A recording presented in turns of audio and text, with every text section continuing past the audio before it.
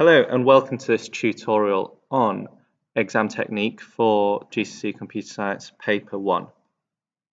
So we're going to quickly go through a few of the issues that come up in Paper 1 and how to avoid them and the best things to do in your exam. So the first thing we're going to look at are networks, in particular the difference between Lan and Wan networks. So you'll notice over here on the left you've got a Lan network with a star topology. In the middle, this green device you shall identify as a switch or a hub. This would then be connected to a server, which is shown in red, and the server itself will have a router, which is then connected to a WAN. The key difference being between the LAN and the WAN, first of all, everything up to this purple box in a LAN is owned and controlled by yourself, by the company, whereas everything in a WAN is actually leased. So the lines may be leased. You might be reliant on telephone lines and external cabling and satellites which you do not own. And then the other difference, which is quite obvious, is that LAN is located in a small geographical area, whereas a WAN is spread over a larger area, such as the internet. The internet is the number one example of a WAN, and if asked to explain the difference, you could also give an example. You could say a WAN, e.g. the internet, is spread over a large geographical area and relies on a lot of external infrastructure, cabling, such as the fiber optic cabling, underwater cabling that you see here. Another thing that's worth considering is the difference between a client-server network, shown here with the server in the middle of this star topology, and a peer-to-peer network, shown here in a mesh topology. And one thing not to get confused with is that actually just because something is a mesh network, it doesn't necessarily mean it's peer-to-peer, because one of these devices could well be a server. But in this case, let's just assume that none of these devices are servers, and essentially they're all clients. So that would make it a peer-to-peer network. What does that mean? Well, a peer means that it's someone who's equivalent to you, someone who's the same as you. So in a peer-to-peer network, all the computers have the same access levels, the same authorization.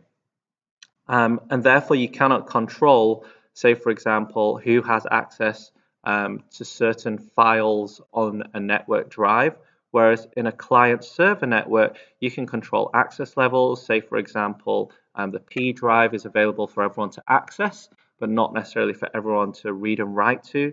You might have a home drive where you can save data, but no one else can see it. And that would be all managed through a client-server network like the one that you have at school. The other advantage of a client-server network is that you can control the software deployment centrally, and all the backups are also done centrally at this server. So if you were to manage any of these devices, that could also be done centrally. If you want to install the newest version of, say, Microsoft Office on all these computers, that could also be done centrally from the server and then distributed. Likewise, the internet connection could be managed centrally. Whereas on a peer-to-peer network, if you wanted to back up, say, all of these computers, you'd have to go to each device individually with, say, an external hard drive and back them up individually. It cannot be done centrally because you don't have a central server. Next, what we're looking at here is essentially what happens when you connect to the internet. So typically you will have a MAC address, which is not shown here. And if we were just to scoot back here, you would probably remember that in a LAN, we use a MAC address, so media access control address, which is unique, and it's written in hexadecimal. Whereas as soon as we're connecting to the internet, we use an IP address, an internet protocol address. How that is allocated then? Well, when you connect to your router will provide you with an IP address so that you can connect to your ISP. You will then have this public IP address. Let's say, for example, you're in Toronto, Canada. You will have this public IP address, and when you're going to a web server, the web server reads this public IP address, which hosts, say, for example, your files, sends it back through the DNS server, which, let's just reverse that slightly. So when we say, for example, connect to, I don't know, google.com, that URL goes to your ISP, goes to the DNS server, and that URL is translated into an IP address for this web server. The web server would then return the requested pages, packet by packet, through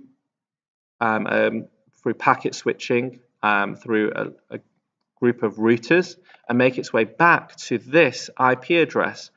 Then your ISP would essentially connect to your router. Your router would then send it back to your machine address. Now that is different to when you have a VPN. A VPN stands for Virtual Private Network, and this may well come up in your exam. So here what happens is that when you connect to your ISP with your private IP address, it actually goes to a VPN server first. So although you might be in Toronto, Canada, it actually, when we go to the VPN server through an encrypted tunnel, so this padlock, in the HTTPS protocol, essentially means that it's secure and anything in the tunnel cannot be seen. So although you go to your web server and you might request the same data, the IP address that the web server gets is this one here. So it thinks you're in Panama City. And therefore, although your data goes through back to Panama City, actually the VPN server would then route it back to your ISP, back to your router, and then back to your device's MAC address. So that kind of process just sums up the difference between accessing the internet through ordinary means and then a VPN server. There might be various reasons for why you want to use a VPN server. It may be that in some countries, certain websites are not accessible due to censorship. It might be that you don't want to divulge certain information that might be sensitive. So let's say, for example, if you have a medical condition and you don't want your employer to know you have a medical condition, you might go through a VPN server. Now, obviously, there's many illegal reasons for why you might want to use a VPN server as well. For example, software piracy or any illegal trades. And that's why the topic of virtual private networks is quite a sensitive one. VPNs should not be confused with virtual networks. So whilst a VPN is a form of virtual network, it's also possible to just have a virtual network on, say, a LAN. So say, for example, we go back to this LAN here. Let's say, for example, you want an area of a network which only certain people could access. Now, what you could do is you could just, connect another switch over here and then connect your 6 or 7 other devices or another server off of this star topology. However, that would include lots of hardware costs, for example, buying a new switch, and cables and actual devices. What you could do instead is create what's called a virtual network, a logical network which is created out of software. People would then need to log into that logical network to access that part of the area. But the advantage is that you don't have to physically build the network. People start to log in. People only have access to certain files on certain drives, but you've saved them money and the cabling time and cost of having to build a network, and instead you have a virtual network. Moving on to these 8-mark questions. Now, in the 8-mark questions, I believe that the 8-mark questions will be based on one of these topics. And the way that you should answer it is using this grid here. In your exam answer, I would make sure that if they ask for perspectives including stakeholders, technology, moral, social, cultural, and legal issues, you should put those as subheadings. So to clearly signpost for the examiner that here you're talking about stakeholders, here you're talking about technology, and here you're talking about moral, social, cultural, and legal issues. And then for each point, I would write a PEE paragraph, so point, explain, example, to answer the question. If it's 8 marks, it would be safe to write down 8 points. And you should ideally summarize your argument at the end in a conclusion. There's no need to do an extensive introductory paragraph, however. All of the topics that are in red, so AI, machine learning algorithms, driverless vehicles, drones, genetic engineering, robots, and big data, all of those topics are essentially to do with automation.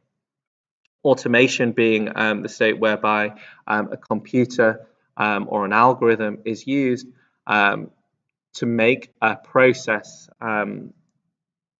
essentially happen automatically without human intervention. So it happens of its own accord, and it's programmed to do that. And that has many implications. Now, what should you do if, well, let's actually just talk about a few of these. So let's say, for example, driverless vehicles and drones. What you see here is drones used in Rwanda by a company called Zipline, and that's actually used to deliver blood.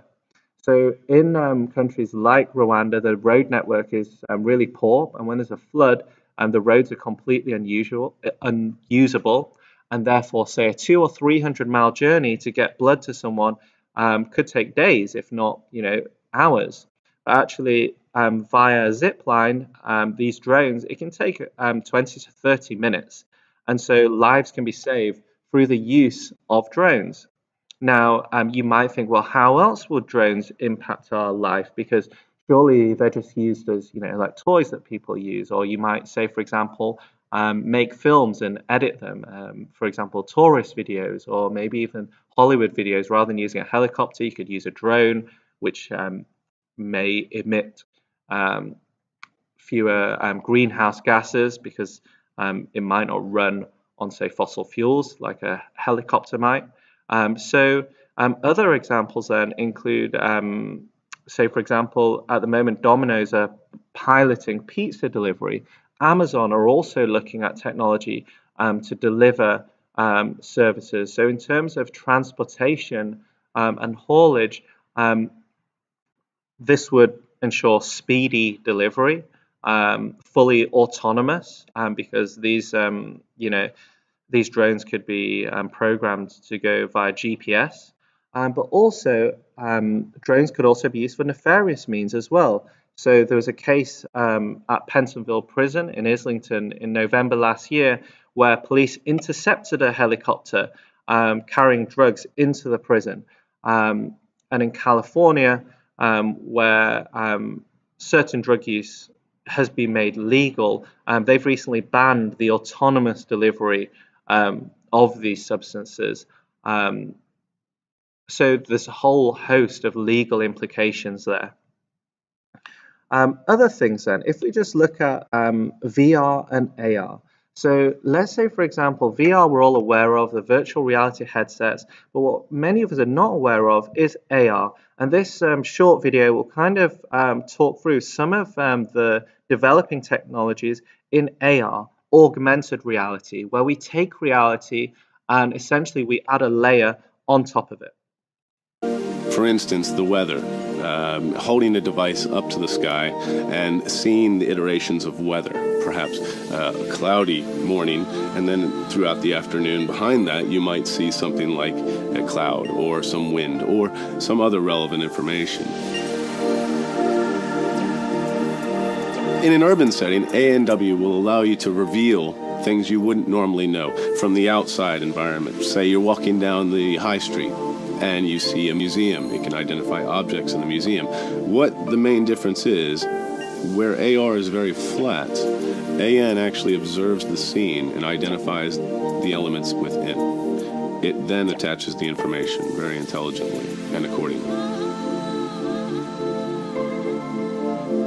There are massive opportunities for the hotel industry.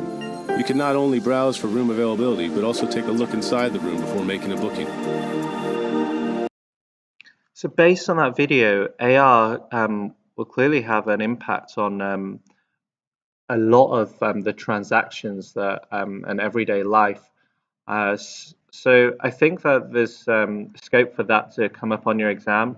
It's essentially adding an extra layer of information on top of reality. Some of these other topics, say for example, genetic engineering, gene splicing, that might involve technology as well. Some of these topics, I'd encourage you to look at individual short videos on YouTube yourself if you're not familiar with them. I'm going to post some links for, in particular for blockchain and crypto, in the comment section below, in the video information section below, so that you can just get a brief intro into some of these technologies. You don't need an encyclopedic knowledge of, say, piracy, cloud computing, quantum computing, big data, or surveillance, but actually just knowing what the term means as as a foundation, and then building from there. Now, what happens if you completely blank out in the exam and you're not actually sure what to write about? There's 2 or 3 things which you can always write about. The first of which is the digital divide, which is symbolized in this picture above. So on the right-hand side in the blue, you see people who have access to technology, and across the bridge, you have people who don't have access to technology. And this is called the digital divide, whereby in certain countries, and generally it's to do with socioeconomic. So if you're in a low-income group, or if you're in a country which is developing, then you're not going to have access to a lot of the technology indicated on the left, and therefore your quality of life may be lower. You may not be able to do things as efficiently. Things may be a lot more expensive. In the terms of, say, drones, you might not be able to have that blood delivered to you, which could be it could be life-threatening even. So actually, the digital divide is very real. Even in the UK, people who do not have access to the internet, will probably not have access to the same level of information, even to watch this video and to do well on their exams. The other one then is electronic waste. So related to that, well, first of all of our phones that we may throw away, or let's say any kind of electronic device, where's they all go to? Well, they all just go to landfill effectively. And these things, that means it just goes into a hole in the ground. These things don't biodegrade. They're made of plastic and metal. So even over millions of years, they won't biodegrade. The batteries, which contain, say, lead, they might be, or lithium ion, all these kind of toxic substances may actually leak out of the batteries. So e-waste or electronic waste is a big problem. The third thing, which I suppose kind of relates to e-waste, is technology addiction. So let's say we have a student, for sake of argument, let's just call him Joshua, and his dad thinks that he's addicted to his mobile phone. So his dad confiscates that phone and maybe he throws it away. Well, there's a few issues there. Number one, I suppose technology addiction is an issue, and therefore Joshua's dad might have solved that issue by confiscating the phone, but then I suppose Joshua no longer has access to a lot of the information which he needs. And also, if that phone is just thrown away, that's going to contribute to e-waste as well. So just try and think, if you're not sure, then these 3 arguments, so the digital divide, electronic waste, and technology addiction, and the social implications of technology addiction, such as not being able to do your work, not being able to communicate with your family because you're constantly on your phone. These are all real issues which you can use to address any 8-mark question, preferably using this grid.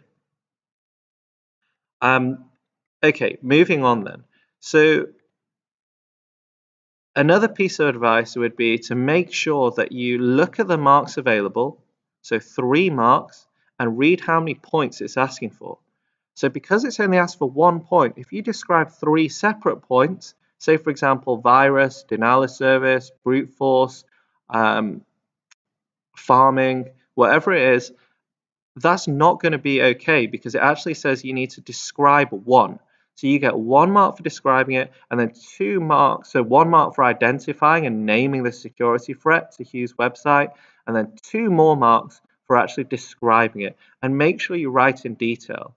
If there's a 3-mark question and you're only writing 1 line, you're probably only going to get 1 mark maximum. Likewise, if you leave these questions blank, you're only ever going to get 0 marks. So actually try to think about some of the issues. Even if you can't name what, say, for example, farming or brute force or denial of service is, you can still describe it. So you could say data packets may be sent to a server, may try and flood the server with network traffic, and thereby legitimate data packets cannot be processed. The server might crash. Even if you forget that that's called denial of service, you'll still get the 2 marks for describing it. Another example of exam technique here is about this question here. So Alexandra wants to improve the performance of her computer, and they name some parts of how they might improve her computer. So increasing the amount of RAM, installing a faster processor, replacing her magnetic hard drive with an SSD drive. Now, on paper, you might think, okay, I'm going to write about how a computer is going to be a lot quicker. She's going to be able to do a lot more work. But what you forget is this is part D of a question. And 2 pages earlier, they actually introduce the context. And the context says that she's buying a new computer to help her write her university reports using a word processor. So therefore, actually, by increasing the RAM and installing a faster processor, while she could do that, the performance increase is going to be negligible. So you might say increasing the amount of RAM will allow her to open more programs in the background, or maybe allow her to listen to music while she works, which is scientifically proven to be bad for memory retention. But let's say, for example, installing a faster processor will enable her to perform more instructions per second. Having said that, it wouldn't be a wise upgrade because she's only using a word processor. Using a solid state drive, you might think, well, she could get a solid state drive that will enable her programs to load a lot faster. The only 2 benefits she could get from that would be to boot up her computer faster, and her word processor would load faster. No other examples would be valid. So make sure you pay attention to the context. The context in these questions is really important, and that's where the marks come, when you relate the question back to context. So if they're working in a cafe, say, for example, where people are using laptops, then the context automatically tells you that people might want to move around, so they need a Wi-Fi network rather than a wired network. If they're working, say, for example, in an accountancy firm, you want to talk about people being able to process financial data. This question here then, so what this is about is, let's say, for example, you have a question and you're not really sure of the exact difference or definition of URL or IP address, but you're able to write one down. In the mark scheme, on many questions, it says accept examples. So what I would do, always provide an example. So remember this advice from Samuel L. Jackson, where he says example. Here, if you forgot that a URL specifies a protocol and a location, it stands for unique resource location, and you forgot that IP stands for Internet Protocol, then at least if you remember that a URL is, say, for example, www.google.com, or say the IP address is a series of 4 bytes written in denary, so 192.149.119.226, just giving the example, you'll still get the mark. So if in doubt, give an example. The same applies to this question here. Identify what is meant by the frequency of a Wi-Fi signal. Just by saying it's measured in gigahertz will get you the mark. However, obviously, it would be better if you remembered that frequency from wave theory in physics. You'll remember that it's a number of oscillations in a second or in a unit of time. If in doubt, give an example. The last thing I want to talk about then, to do with exam technique, is more to do with like how you study, how you revise. I suppose my number one piece of advice is to ensure that you get 7 to 8 hours of sleep every night. That means if you need to wake up at 7, then you need to be going to bed by 11, midnight at the very latest. If you're getting less than 8 hours sleep, 7 hours sleep, then essentially what you're doing is you're impairing your memory. Let me explain why this is. Many of you will remember this from biology. You'll remember that you have a hippocampus. Your hippocampus is effectively used for all your short-term memory. So in essence, it's like RAM.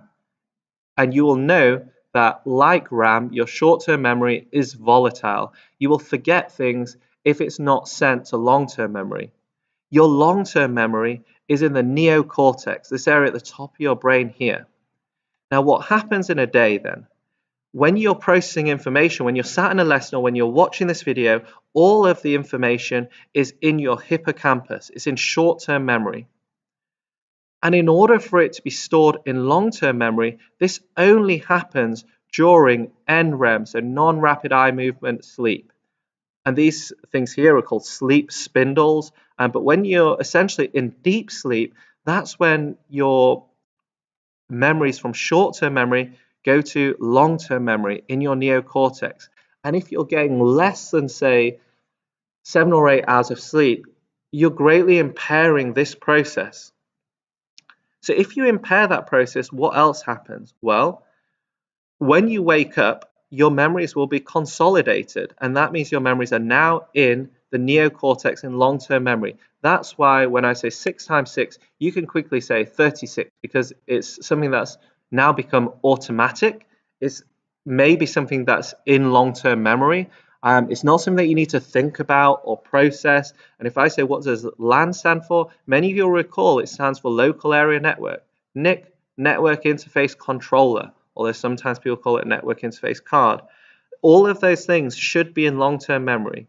So sleeping will enable those memories go from short-term memory to long-term memory. What it also does is it frees up your hippocampus. So it's kind of like emptying your RAM so that you can now store new things in. So the next day you can process more information. In this crucial time for your exams, it's really important that you're consolidating your memory, and that process happens through sleep. That's the end of the tutorial. I hope it was useful. I wish you all the best for your Unit 1 exam, and look out for the tutorial on exam technique for Unit 2.